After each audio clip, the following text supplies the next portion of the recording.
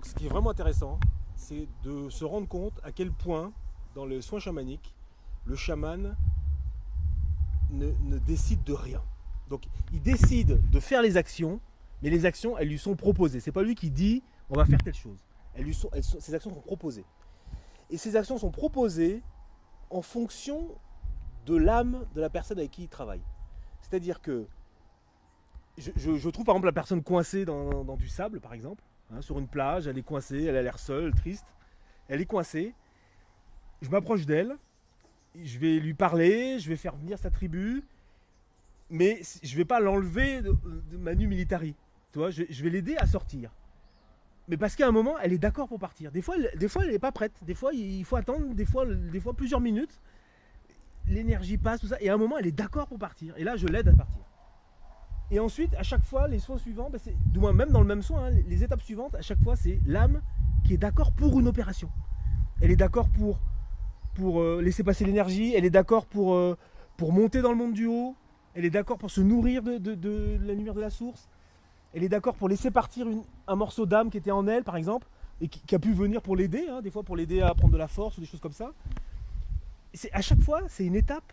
Donc moi, on facilite le choix de l'âme, le changement de décision, mais on ne le force pas. Et puis après, les choses sont proposées et on l'aide. Et des fois, c'est pas évident parce que la personne, elle choisit, il y a un statu quo, elle ne fait pas de choix clair. Et je le sais, et donc après le voyage, je lui dis, ben voilà, on t'a décoincé de tel endroit, mais ensuite, elle n'a pas voulu quitter la forêt, elle est restée là, elle n'a pas voulu aller dans le monde chamanique. Voilà, c'est le moment, c'est comme ça. Alors ça se fera peut-être plus tard. Alors, des fois, les gens sont un peu tristes, ils disent, ah bon, mais pourquoi elle n'est pas venue? J'en sais rien. C'était pas le moment, elle hésitait, elle n'a pas pris de choix, elle n'a pas pris de décision. Ou des fois, voilà, l'âme veut rester à tel endroit, c'est comme ça. Mais très souvent, je veux dire, si ça m'est proposé, c'est parce que c'est faisable. Hein. Donc c'est souvent très positif ce qui se passe. Mais des fois, on arrive à une limite. Et puis des fois, il se passe des choses, mais on fait presque 3 soins en un seul, tellement qu'on fait de choses.